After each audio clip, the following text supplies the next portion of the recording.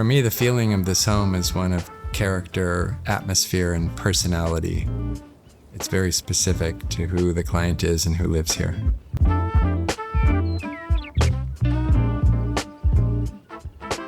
I'm Mark Jensen, founding principal of Jensen Architects, based in San Francisco, and we are at David Kelly's house in Stanford, California. We are on the Stanford campus in an area of faculty housing. It's a quiet residential neighborhood, tree-lined streets, really a beautiful California neighborhood. We've had really amazing collaborative design processes with so many of our clients, and David is definitely in that category. He came to the project with strong point of view, but not prescriptive. He's very open to exchange of ideas. So I think between me and Johanna and David in my office, and the contractor too, the house kept getting better as we layered ideas on top of each other. I'm Johanna Grawunder. I'm a designer working with David and Mark on this project. The house itself was a California ranch style, so it was cut up into many different small rooms with a hallway. And so we wanted to make it a big loft space, open it up to have this clear shot for David to run around and feel like he was in a loft. The house, when we found it, to be generous, was nondescript, even a little banal, typical American suburban house. But the neighborhood is beautiful, the setting is beautiful, the proximity to campus is amazing.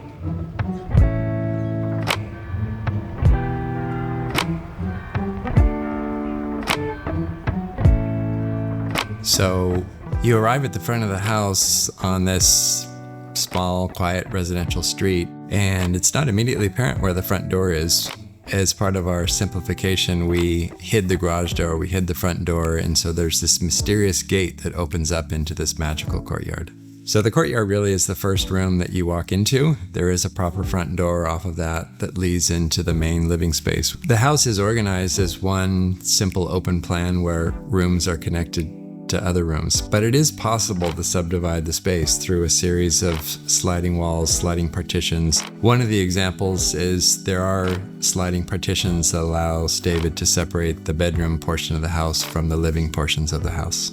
And then finally at the back is the flow out to the workshop at the back of the property. The workshop is, I think, one of the most important pieces of the program for David, because he is constantly making, tinkering, taking things apart. He's an inventor and a tinkerer and a maker. And so there is a disproportionate amount of space and volume given to that relative to what most people would have in their houses. Arguably, that is the biggest room in the house and has the most volume and height and grandeur. David uses that every day, and the fact that it's so visible from the main living areas of the house, not separate, it's not out in the garage, it's not out in the back. You can see it from the day-to-day living spaces of the house. The interior materials were meant to sort of fade out and not be too much materiality except for the floor. That was intentional to make this backdrop for David's pieces and collections.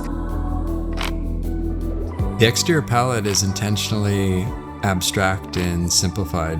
So we painted the whole exterior of the house a simple, dark, neutral charcoal. The roofing I mentioned earlier, this rolled roofing, is a similar value, similar tone. So your first impression when you arrive at the house is just a shape. Without thinking about materiality, you think more about a shape.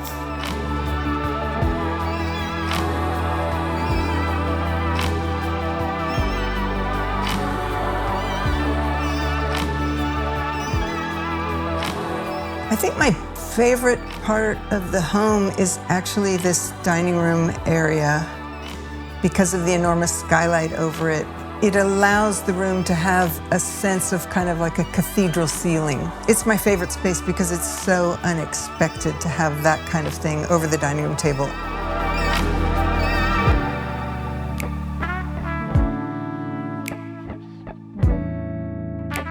When I look around the house, I'm most proud of the fact that we've made a container for David's life. By that, I mean not just his stuff, but his lifestyle and his ongoing collaboration and dialogue with friends. It's not static. The house is a living organism. He can recreate it. It is open to guests and new memories and creative occupancy.